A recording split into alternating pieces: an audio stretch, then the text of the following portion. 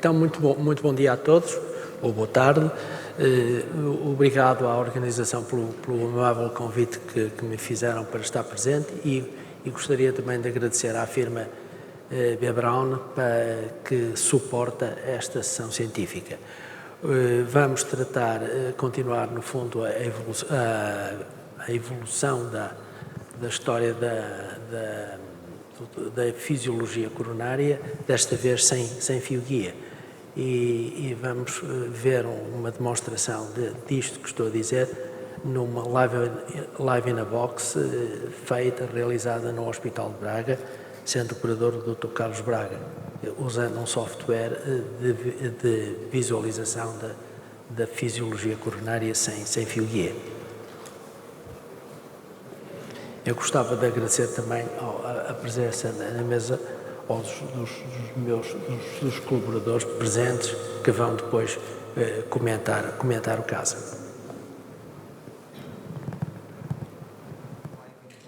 QFR, uma avaliação funcional sem utilização de fio guia nem adenosina. Vamos então passar à apresentação do caso clínico. Trata-se de uma senhora ativa de 65 anos que apresenta como fatores de risco cardiovascular, dislipidemia e história familiar de doença coronária. Esta paciente tinha já uma história longa de síndrome coronária crónica, com internamento em 2012 por angina instável, na altura com ecocardiograma normal e na coronariografia com doença de 2 vasos. Foi submetida à angioplastia do segmento médio e distal da descendente anterior com implantação de stentes revestidos e apresentava ainda uma doença ligeira a moderada da circunflexa que ficou em tratamento médico. A paciente permaneceu estável, sob terapêutica com antiagregante plaquetário, beta-bloqueante, antagonista dos canais de cálcio e estatina. Em junho de 2021 foi à consulta de cardiologia, referindo queixas de angina típica nos últimos 2 meses, classe 2-3, e permaneceu sintomática apesar da adição de mais 2 anti-isquémicos. Repetiu eletro e ecocardiograma que não mostraram qualquer alteração de novo. Analiticamente também nada a referir, com hemoglobina e creatinina normais. A paciente foi então referenciada para a realização da angiografia coronária. Como podemos ver, apresentava uma doença longa e difusa da circunflexa, condicionando uma estenose 60% a 70% no segmento distal e também com uma estenose crítica no ósteo e terço proximal da primeira obtusa marginal. A descendente anterior também apresentava uma doença crítica entre os stents previamente implantados e uma restenose no bordo distal do stent distal, condicionando uma estenose 60% a 70%. Coronária direita era um vaso dominante, com doença ligeira a moderada no segmento proximal e médio e uma estenose 60% no ramo posterolateral. Quanto à avaliação do risco, temos então um Syntax Score 1 anatómico de 20, um Syntax Score 2 de 3,1% para cirurgia e 10,2% para ICP e um Euroscore 2 de 1%. Resumindo, trata-se de uma paciente de 65 anos, com doença coronária 3 vasos, sintomática apesar tratada já com 4 anti-isquémicos, com Syntax 1 inferior a 22, o que constitui uma recomendação classe 1A para ICP e para cirurgia, e um Syntax 2 mais favorável para cirurgia. Foram discutidas todas as hipóteses terapêuticas com a paciente, preferiu a revascularização percutânea. Relembro também que a descendente anterior tinha 2 stents longos no segmento médio e distal, tornando a abordagem cirúrgica mais desafiante. Relativamente à estratégia de revascularização, vamos então optar por uma avaliação funcional não invasiva de todas as lesões e depois tratar apenas aquelas que tiverem significado funcional. Para isso, vamos recorrer ao QFR, que é um método de avaliação não invasiva da doença coronária, que utiliza um modelo matemático avançado que vai permitir a avaliação da velocidade de fluxo-contraste nas coronárias, permitindo assim obter uma informação sobre a extensão anatómica e fisiológica da doença coronária. O QFR tem algumas vantagens face ao IFR e ao FFR, uma vez que não utiliza fio guia, não utiliza adenosina e permite uma avaliação mais rápida do significado funcional das lesões.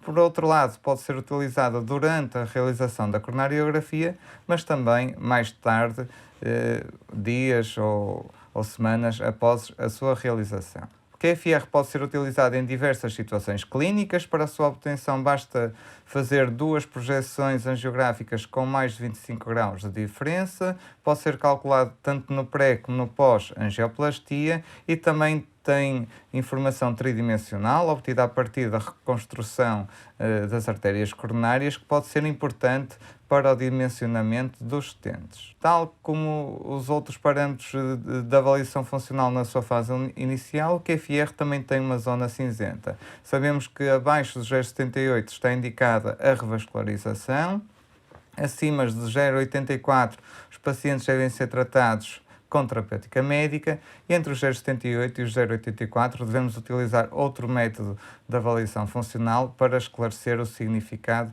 das lesões.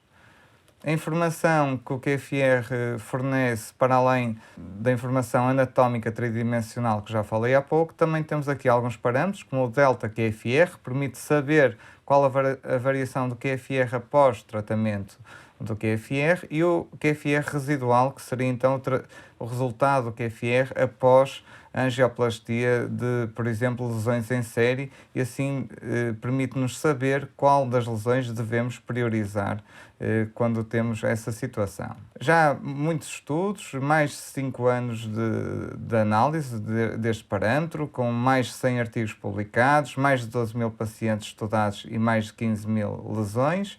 A família de estudos FAVOR são talvez aqueles que representam melhor o estudo do QFR. No FAVOR 2 houve uma excelente correlação entre o QFR e o FFR, e o FAVOR 3, que está agora a decorrer, vai permitir avaliar os outcomes clínicos de pacientes tratados após a avaliação com QFR versus FFR. A evidência é extensa. A título de exemplo, por exemplo, o QFR tem uma melhor correlação com o FFR quando comparado com o PDPA ou com o IFR. Sem mais demoras, vamos então passar para o Laboratório de Hemodinâmica do Hospital de Braga. Olá a todos, bem-vindos ao Laboratório de Hemodinâmica do Hospital de Braga. Eu vou passar a apresentar a equipa. O meu nome é Carlos Galvão Braga, tem comigo também o Dr. João Costa, temos também um convidado internacional, o Dr. Simone Biscaglia, do Hospital Universitário de Ferrara, em Itália. Ele vai nos ajudar na análise do QFR, tem muita experiência com o QFR desde há mais de 5 anos e é o investigador principal do FIRE Trial. Temos também a doutora Catarina Quina e depois temos a equipa de enfermagem com a enfermeira Irene Varanda, o enfermeiro Rui Figueira, a enfermeira Carla Balão, o enfermeiro António Maia, o enfermeiro Fernando Luís, e vamos passar então à angiografia diagnóstica e depois, logo de seguida, à análise do QFR. Vamos fazer então uma questão para a audiência. Qual será o resultado esperado da avaliação com o QFR? A linha A, significativo para todas as lesões. A linha B, significativo apenas para a DA média e primeira obtusa marginal. A linha C, significativo para a DA média, DA distal, primeira OM e ramo posterolateral. A linha D, significativo para a DA média, DA distal, primeira OM e CX distal. Ou então a linha E, como diria um jogador de futebol, prognósticos apenas no fim do jogo.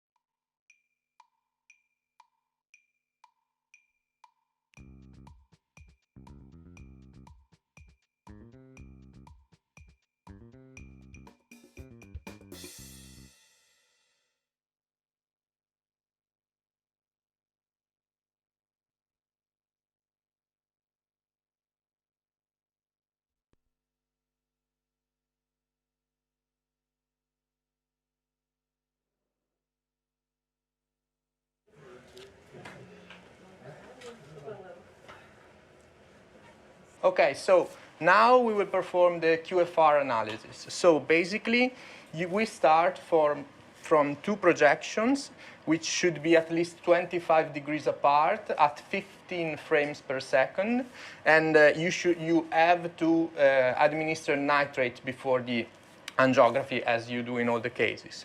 So basically, when you have the projections, we have some suggested projections for each coronary artery. So for the LAD, we have AP cranial 45 and right 20 and cranial 30. And you can see here for each vessel which are the suggested projection. Obviously, what you should do is try to avoid too much overlapping or too much foreshortening. So if the suggested projections are not good for the analysis, you see it while you're doing like the check, and then you can move the table and change the angles in order to have good angiography, which is what you do every day. So what you have to remind is that from one projection to the other, you should have at least 25 degrees apart. And otherwise, the system won't work because it won't be possible to perform the analysis. So, like in this case, we had the typical projection for the LAD, so 0, LAO, and 45 cranial. And the system gives you all the other projections you can choose to perform the analysis. In this case, we use the RAO 30, cranial 20. And so basically, you have your two acquisitions. And then the system asks you to confirm that you gave nitro. So we decided which series to use. Now we have to decide which frame. And obviously, what you should choose is the end diastolic frame. So with the EKG, it's really simple because the system already tells you where the end diastolic frames are. And then you can move from one to the other to decide in which one you see the best feeling of the vessel, and you can do the best analysis. So in this case, you see here, you have good feeling in the last QRS in the right, but you can actually choose the one which is best for you.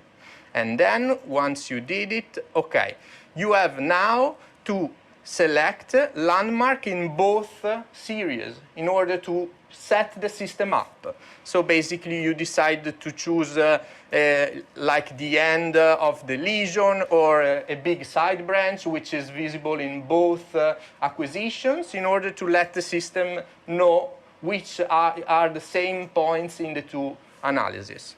And once you do that, the system asks you to decide a second point, and the system gives you in automatic the point in the other projections. And you have to check whether the point is correct.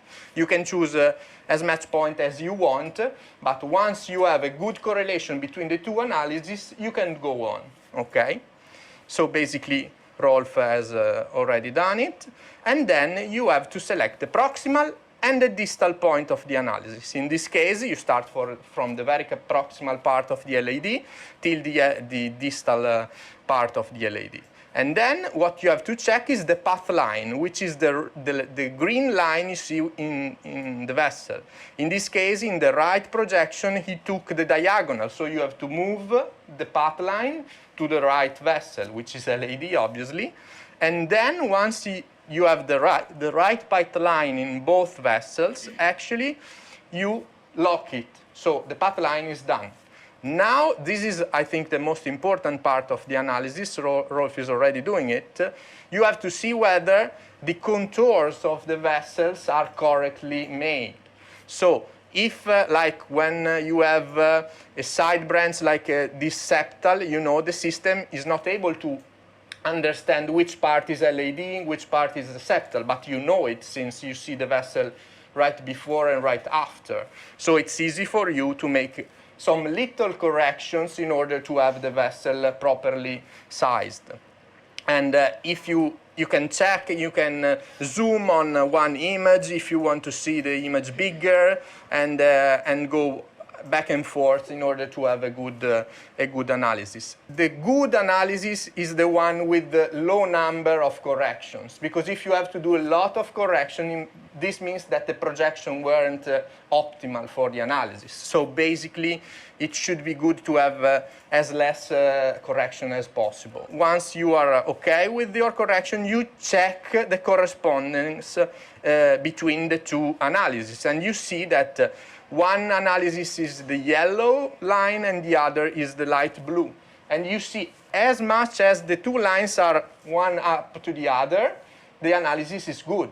because it means that the vessel is the same in both projections. If you see some kind of differences between the two lines, you have to check it again, because it's either a very eccentric disease, so that you can see in one projection and not in the other, or probably there are some mistakes in the analysis, like a point that is in one point in the first projection can be a little bit down in the other, so you will see some kind of discrepancy between the two lines, and you can go back and correct your analysis.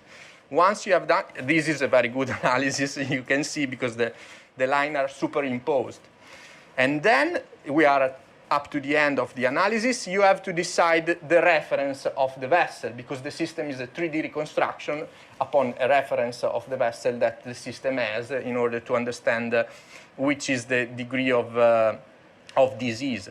So basically, you should see a red line going in parallel with the two lines you have. So basically, obviously, when the vessel is healthy, you should see the red line that is parallel with the two lines of the projection. When the vessel is diseased, like in this point, obviously, you will have the red line and then the two lines with the diameter, which will be lower because it's diseased.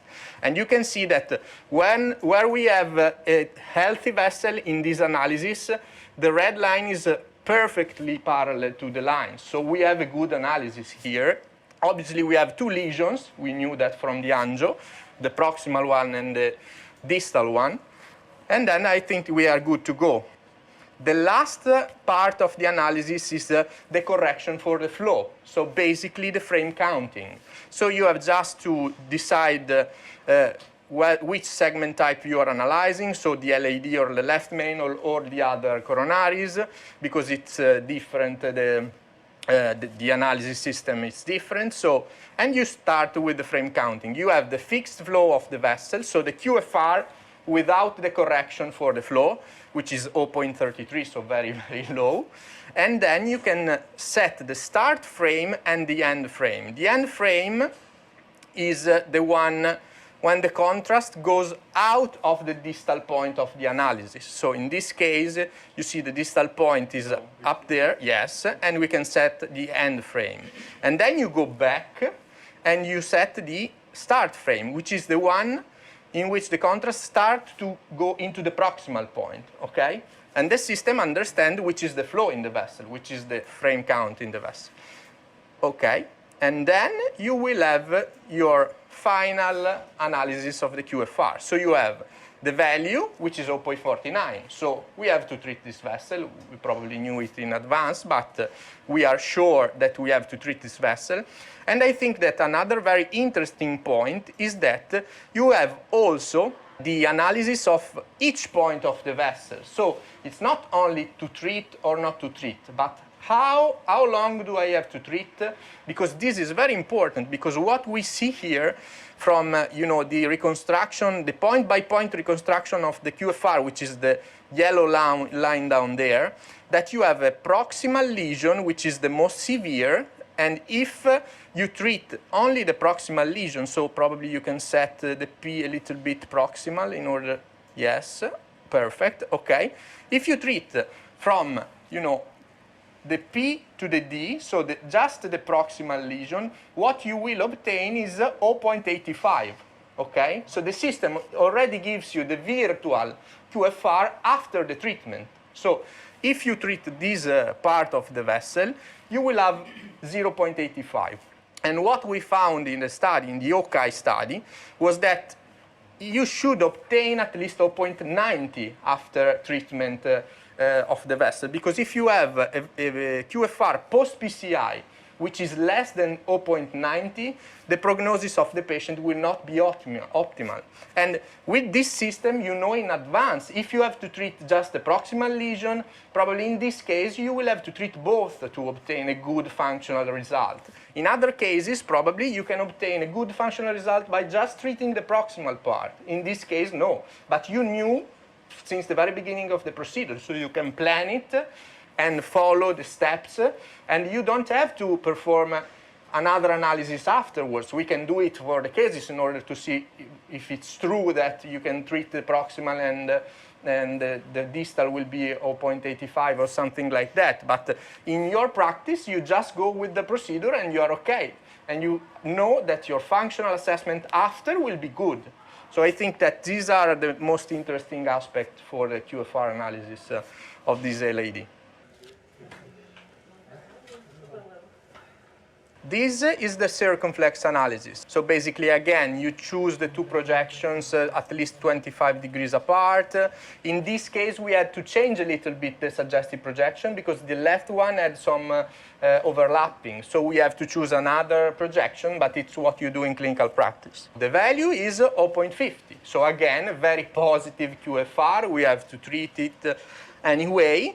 And as you may have imagined since the first place, the disease pattern in this case is a diffuse disease from the proximal to the distal portion of the vessel. So if you want to treat it, you cannot decide just to treat one focal lesion because there is no focal lesion. So if you want to treat with this vessel with PCI, you have to go from the proximal, very proximal portion till the end.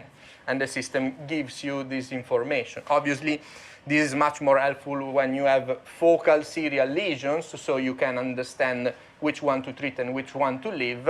But again, you will have a clear demonstration of the pattern of the disease in the vessel.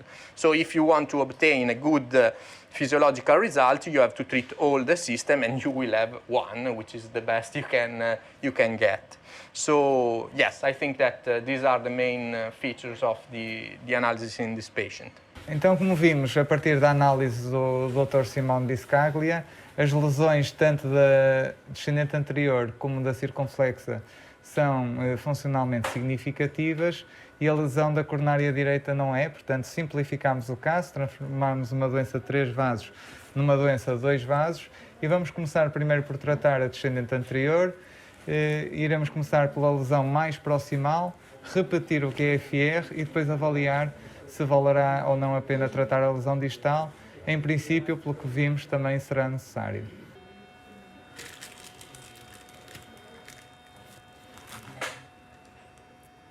Vamos falar.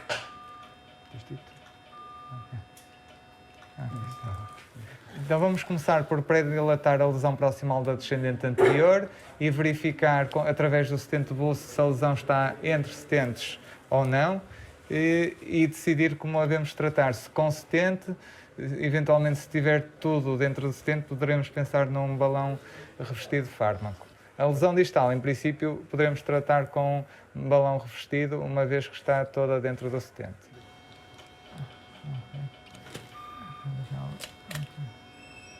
Posso? 10. Okay, fora. Mais devagarinho.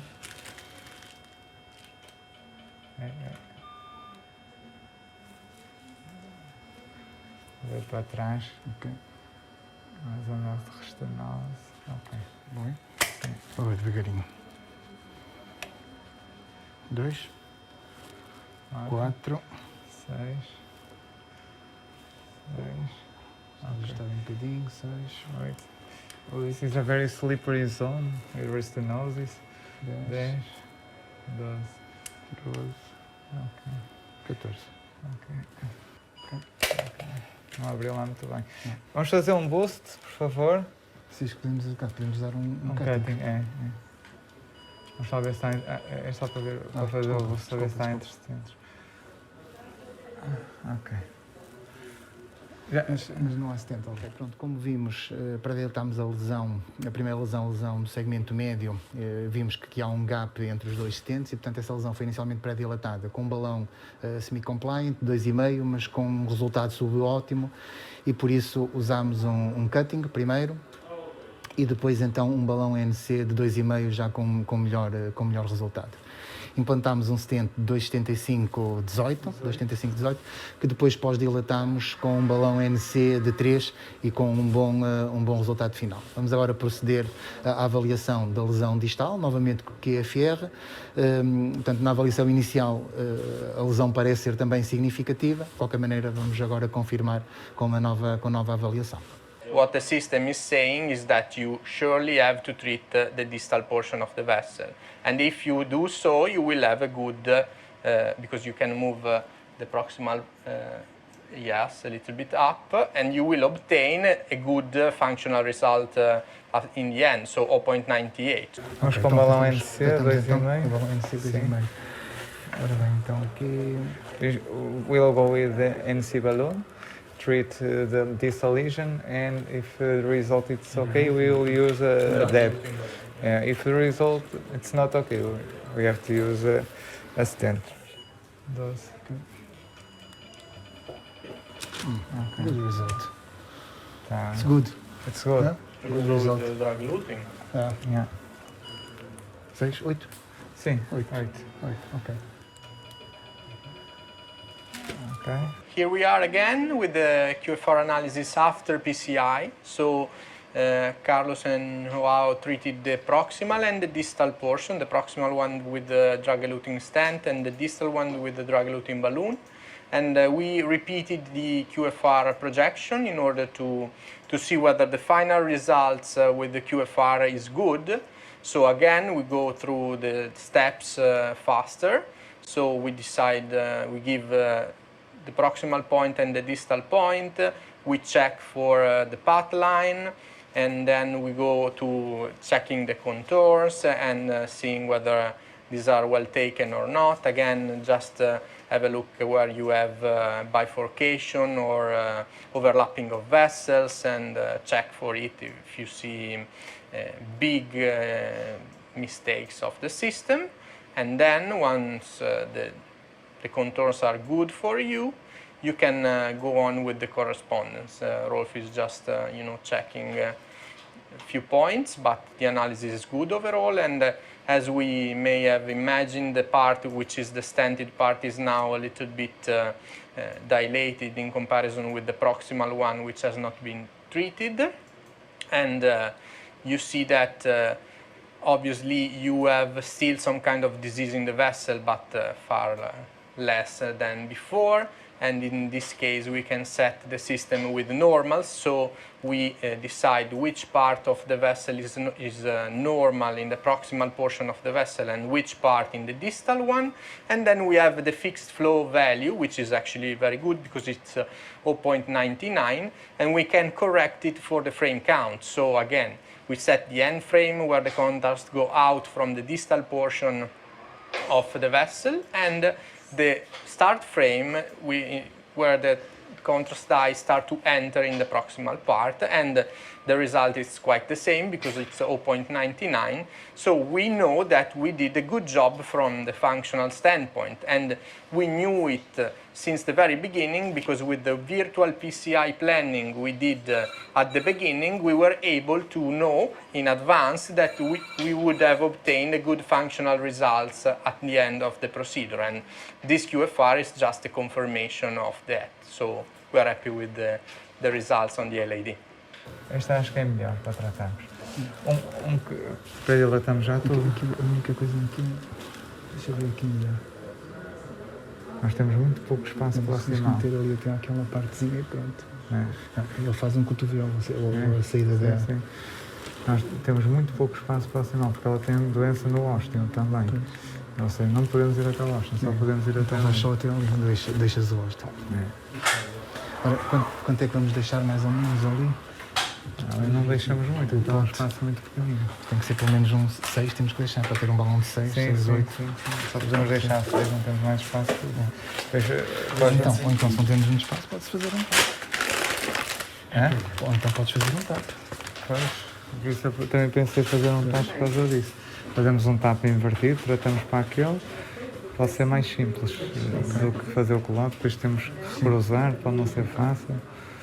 Ou seja, para fazer o tap tratamos com 70 para ali, para ele estamos as duas, 70 para ali, depois recruzamos uma guia nova, abrimos com balão, pomos o 70 e já com balão, outro balão lá dentro. Ok, e fazes um pote antes de Fazemos um pote antes, sim. E depois... 70, recruza a guia, não, 70, pote, recruza a guia, kissing, 70 para CX distal, De novo, recruza a guia para a OE. Não precisa recruzar, depois é só puxar atrás. É só puxar. É mais simples. Terminámos então agora o procedimento. Para a abordagem da circunflexa, como tínhamos uma lesão muito longa a envolver os dois ramos, decidimos tratar com uma técnica de 2 stents, optámos por tratar com o TAP, também tínhamos uma zona proximal muito curta e, portanto, achámos que também com o ângulo da bifurcação inferior a 70 graus seria talvez a melhor técnica a utilizar. O colote teríamos pouco espaço para o fazer e o decay crush também. Utilizámos então um stent de 2,5 28 da circunflexa proximal para a primeira obtusa marginal e um stent de 2,5 48 para a circunflexa distal. Finalizámos a técnica com kissing balloon com um bom resultado angiográfico final. Agora podemos também avaliar o QFR funcional da circunflexa pós-angioplastia. Ok. Uma coisa acrescentada, Dr. João? Não, está... Neste caso oferecemos algumas dificuldades. Sim, Sobretudo a cruzar o stent da obtusa marginal para a circunflexa distal. Tivemos que ir com balões pequeninos, mas progressivamente depois... com diâmetros maiores e pronto, finalmente conseguimos e pronto, ficou com um bom resultado final. Okay, so now we had the final analysis on the circumflex, and as you can see, we had a good value as we expected, 0.95, which is high above 0.90. So the treatment was perfect. Obviously, we have still a small disease in the ostial portion, and you see it because the drop is in there, but it's more than acceptable. The final result is good both angiographically and functionally, and we know by the final QFR of 0.95, so good again. Mensagem-chave deste Live in the Box. O QFR permite uma avaliação não invasiva da doença coronária, sem utilização de fio-guia nem de adenosina. Pode ser utilizado tanto online como a posteriori, por exemplo, em reuniões ART Team, para a decisão do tratamento de lesões não culprit após STEMI ou para determinar o sintaxe funcional nas síndromes coronárias crónicas. O seu cálculo demora menos de 5 minutos, fornece também informação tridimensional que nos pode ajudar no dimensionamento do stent. Por outro lado, o QFR residual permite predizer qual o resultado esperado após a intervenção e também nos ajuda no controle da qualidade, permitindo avaliar o QFR pós-intervenção coronária percutânea. Obrigado pela vossa atenção.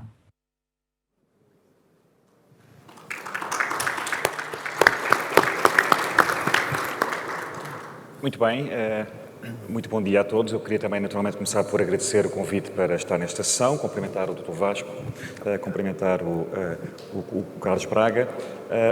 Se calhar organizávamos esta sessão de uma forma semelhante à que foi feita na anterior. Vamos começar por discutir aqui um pouco aquilo que é esta técnica, o que ela pode trazer de novo e a nossa expectativa em relação ao que ela nos pode oferecer. E depois, a propósito deste caso em particular, podemos discutir alguns dos pitfalls que podemos encontrar e isso também pode ser interessante. Eu tenho comigo o Dr. Edson de Val e o Dr. David Neves, a quem estendi esta questão. Isto é um admirável mundo novo, a evolução que esta técnica teve é extraordinária nos últimos anos, o que conseguimos fazer ao dia de hoje era impensável há 4 ou 5 anos atrás. Como é que vocês veem esta tecnologia no presente e no futuro imediato na sala de hemodinâmica? Ora, bom dia a todos, obrigado pela pergunta. Orgulho-me de ainda pertencer ao grupo dos mais novos, como há bocadinho se falava no outro caso, e portanto espero ser um daqueles que tem a mente aberta para novos métodos, ainda que possam acrescentar alguma complicação aos procedimentos, desde que isso permita um melhor tratamento dos doentes. Esta técnica, como qualquer outra, acho que vai seguir o seu percurso natural de uma grande dúvida inicial, um grande entusiasmo depois, até atingir o seu platô. Nesta fase eu acho que estamos numa fase de grande expectativa. Espero que venha a atingir um grande platô e eu acredito que isso venha a acontecer.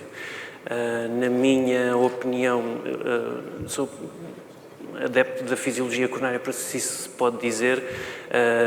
Costumo fazer bastantes casos e tenho conhecimento de alguns pitfalls que podem ser melhorados eventualmente com esta técnica. Vimos no caso anterior com o Dr. Ricardo Petraco, que é eventualmente das pessoas com mais experiência disto no mundo, e em que mesmo assim no final da primeira avaliação havia ali um pequeno drift que não foi grande e não prejudicou aquela avaliação, mas enfim, que sempre coloca uma sombra, e estes pormenores técnicos da fisiologia coronária invasiva, acho que são uma coisa que muitas vezes nos deixam dúvidas sobre o seu resultado, a sua validade, e até pode contribuir para a fisiologia não ser tão praticada. O QFR não vai ter isto. Não vai haver um drift check, não vai haver um artefacto nas curvas de pressão, não vai haver nada disso. Vai haver uma computação tridimensional da anatomia do vaso, vai haver um algoritmo que simula uma dinâmica de fluxos lá dentro e que nos dá umas expressões, e nós ou confiamos no computador ou não confiamos. Quando fazemos fisiologia coronária e vemos um artefacto, podemos sempre tirar o fio, começar tudo outra vez e fazer a medição como deve ser.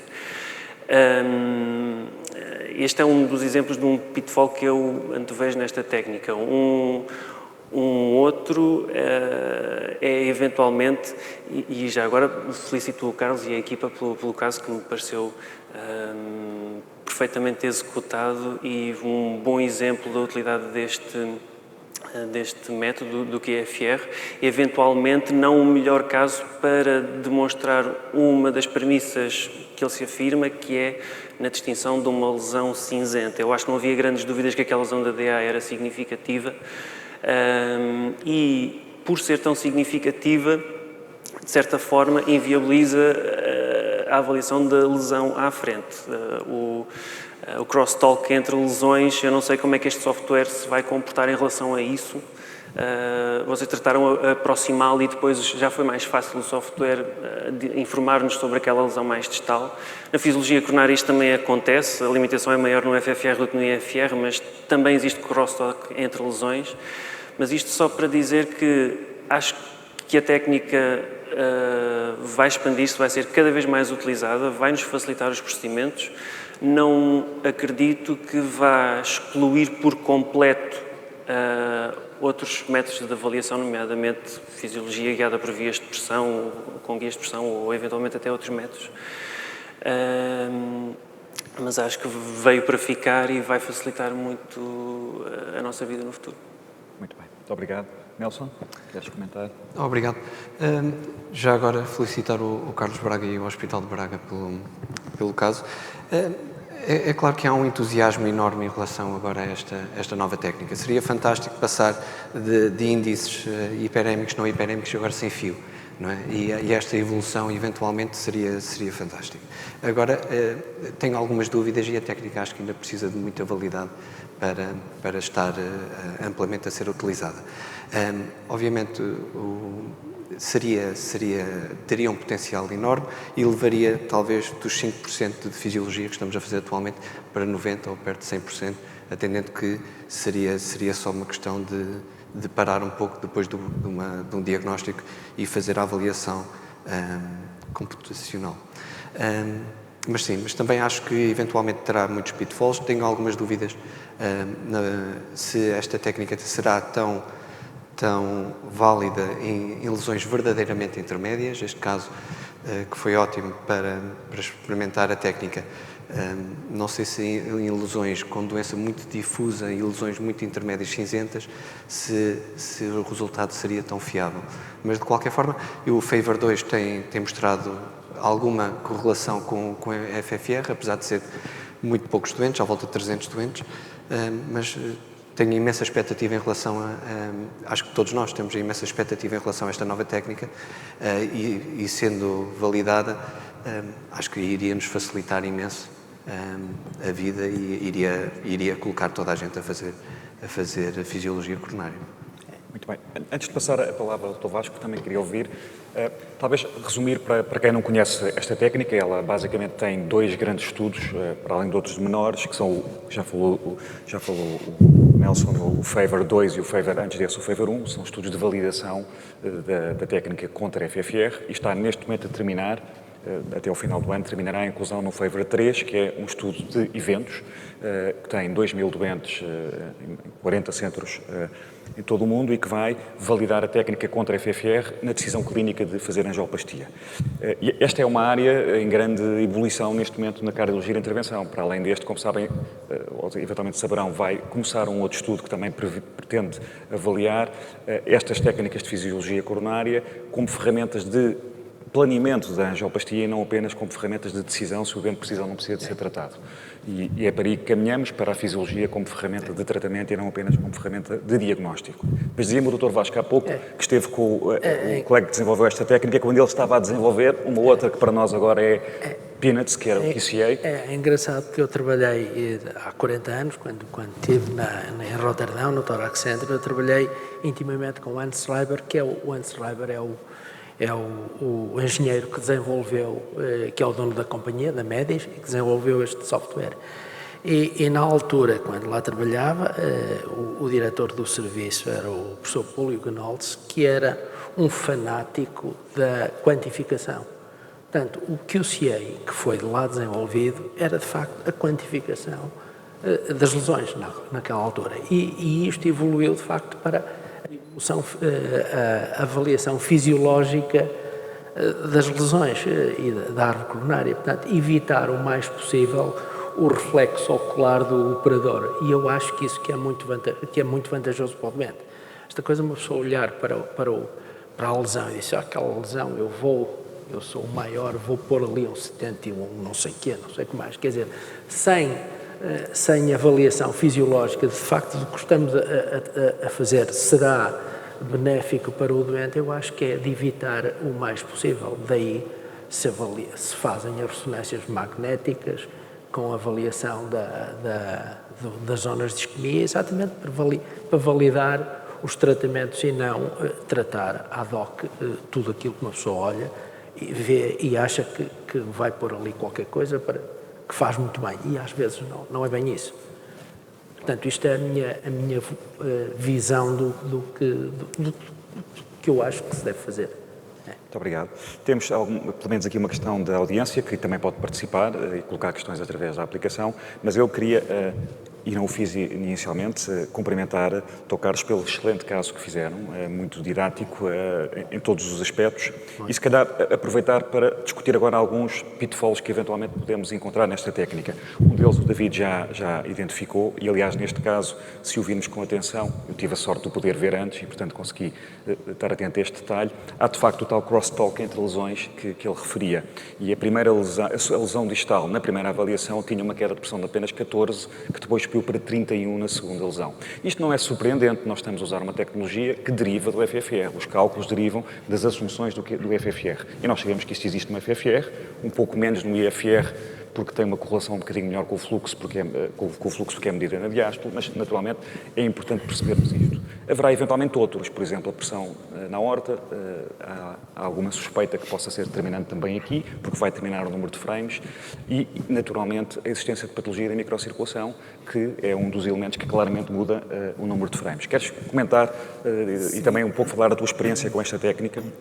Eu agradeço todos os comentários, acho que todos eles têm bastante pertinência. Isto é uma técnica que já tem vários anos de evolução, mas só agora é que está a ser comercializada. Isso também diz-nos alguma coisa, porque teve que ser modificada, alterada, aprimorada.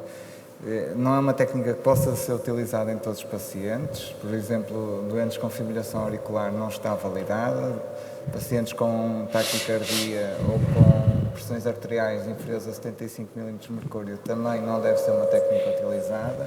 Depois algumas questões técnicas que também devem ser evitadas, nomeadamente... Desculpa só interromper-te, uma das questões que é colocada, se quiseres responder já, é quantas frames por segundo é que devem ser usadas? É no mínimo 12,5. Para a gravação devem ser no mínimo 12,5 frames por segundo. Estava a falar agora das questões técnicas, não deve haver overlapping de stents. A injeção de contraste deve ser rápida e devemos ver bem o vaso todo opacificado e devemos esperar algum tempo para opacificar bem o vaso.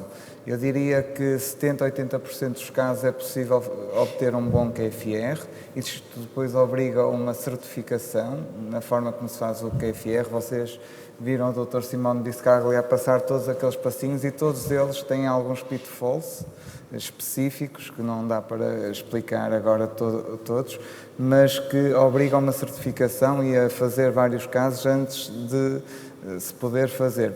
É um bocadinho diferente do FFR e do IFR, mas todos nós sabemos que um FFR ou um IFR bem feito também dão o seu trabalho e temos que conhecer bem os pitfalls para os evitar.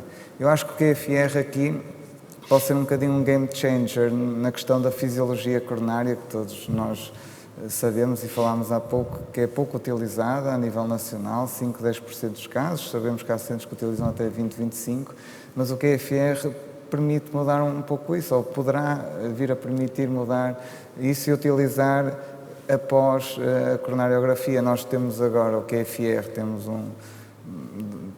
temos desde o início de setembro e vamos ter até ao final de outubro como modelo de experimentação. E eu, em vários casos clínicos, tenho ajudado. O QFR é mais uma ferramenta para nos ajudar a decidir, mesmo casos clínicos que eu já tenha feito há mais tempo, nós podemos recuperar as imagens da angiografia e, se forem adequadas, podemos dizer, olha, esta lesão angiograficamente parece-me significativa e o QFR é este. Relativamente à parte da zona cinzenta, aí é onde o QFR tem uma discrepância maior com o FFR, ou seja, há uma excelente correlação entre o QFR e o FFR até aos 0,78 e a partir dos 0,84 para cima. Entre os 0,78 e os 0,84 há alguma discrepância entre o QFR e o FFR, não são exatamente equivalentes, isso...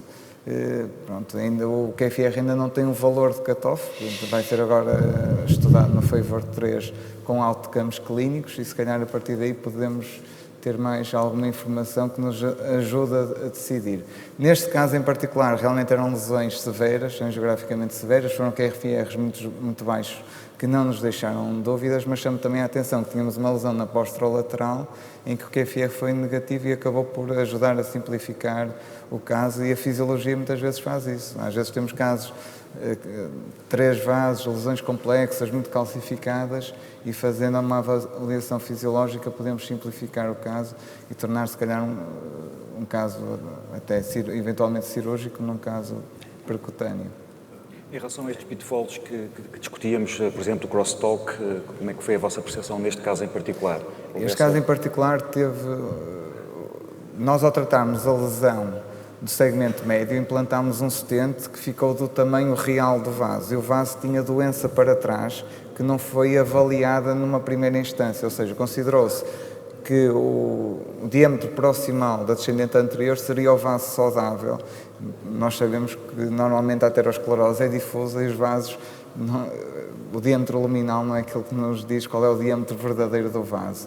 E isso justificou, depois com o stent ficou maior no segmento médio e justifica em parte esse aumento de diferença entre o QFR que era previsto antes do tratamento da primeira lesão e que foi depois do tratamento da primeira lesão. Este aspecto é muito importante porque não é apenas o crosstalk, é também a mudança da dimensão do vaso que vai mudar a avaliação a seguir. Portanto, como dizias há pouco, estamos a aprender e sempre que acontece, já vou passar a palavra, sempre que temos uma técnica nova, temos esta fase de, por um lado, uma enorme excitação em querer fazer tudo e não sei se tem ideia, mas alguns dos estudos de angioplastia com novos stents que estão a ser desenvolvidos agora já estão a usar o QFR como endpoint, apesar dele clinicamente ainda não estar validado, mas já estamos a fazê-lo. Mas depois temos, por exemplo, esta zona cinzenta e, de facto, sendo um bocadinho obsessivo e indo ver os papers, percebe-se que não há uma descrição por zona, por níveis de FFR na correlação, ou pelo menos na diferença, na concordância, melhor do que a correlação. Por exemplo, nessa zona cinzenta, isso não é claro, não há de ser os 0,92 que temos da área sob a curva no total das lesões. E estes pitfalls acho que ainda vamos ter que aprender com eles. Mas temos aqui uma questão da audiência.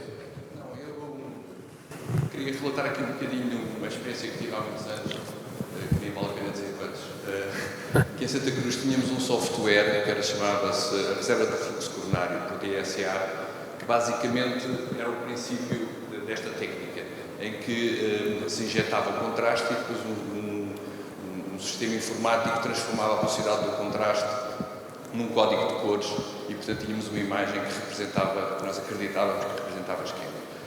E depois se verificou que tinha vários pitfalls, embora tivesse alguma utilidade. E havia duas coisas que influenciavam bastante os resultados. Uma delas era assegurar que havia vasodilatação máxima. Portanto, nós fazíamos sempre nitratos antes de iniciar a angiografia para que o tamanho do vaso ficasse normalizado. E o segundo aspecto é que a velocidade da injeção de contraste era fundamental. Ou seja, se esta técnica for feita com injeção manual, eu duvido bastante de que seja reprodutível. Queria abrir os comentários sobre isto. Obrigado. Interessante. E, como eu dizia, estamos nesta fase destas dúvidas técnicas, mas é engraçado porque o David também esteve neste mundo do FFR de contraste, quando nós começámos a desenvolver o FFR de contraste, e foi feito em vários centros independentes na Europa, sem sabermos que estávamos a fazer a mesma coisa, e cada um injetava de sua maneira, uns à mão, uns com um injetor automático, e os resultados foram exatamente iguais. O cut-off foi exatamente igual, apesar de estarmos a trabalhar em centros totalmente diferentes. Não sei até que ponto esse aspecto vai ser assim tão relevante, mas lá está, faz parte da nossa aprendizagem agora da técnica. Por exemplo, retrospectivamente, como tu acabaste de dizer, tu tens capacidade de ir ver injeções que fizeste noutros doentes, há até já validações clínicas retrospectivas com esta técnica. Eu acho que vai ser, de facto, um mundo novo e vamos ter que aprender a lidar com ele. Querem comentar alguma coisa mais em relação aos pitfalls ou em relação ao lugar que vêem na vossa prática 2 nesta técnica, se a tivessem disponível, como alguns já têm a sorte de ter? Se calhar só uma frase final que vai ao encontro este último comentário também, que é, e disse que estávamos a falar dos valores cinzentos, que é, eu acho que quando uma lesão é intermédia, se as coisas forem bem feitas, o valor vai ser cinzento no IFR, no QFR, no FFR, no XPT ou R, porque é de facto cinzenta e a decisão vai sempre caber a nós ter que a tomar. Essas técnicas vão-nos ajudar a definir se o cinzento é um cinzento mais claro ou um bocadinho mais escuro e adequar isso à anatomia do doente, ao risco hemorrágico, ao risco isquémico que o doente tem para tomarmos a nossa decisão. Podemos decidir fazer uma fisiologia coronária e decidir, não, esta lesão só é para tratar se tiver um FFR abaixo de 75, porque o risco de angioplastia aqui é muito grande, tenho dúvidas se a disfunção miocárdica ou os sintomas sejam disto, enfim, uma complexidade de fatores que nenhum software será capaz de lidar, mas terá de ser sempre o operador. Eu acho que a verdadeira utilidade destes índices é quando nos mostra uma surpresa e é muito significativa ou não é significativa e aí estamos tranquilos com a nossa decisão. Quando é cinzenta, temos de assumir o risco e, como dizia o Ricardo Patraca, aquele desconforto de dizer não tenho a certeza o que é melhor, vou fazer isto, que acho que sim, mas a decisão será sempre nossa numa lesão cinzenta. Muito bem. Eu penso que um pitfall muito importante vai ser a doença microvascular também, que acho que ainda vamos ter que saber lidar com esta entidade. E o QFR acho que vai, não sei se não vai ter um grande pitfall ainda também nessa área, mas vamos ver. Muito bem.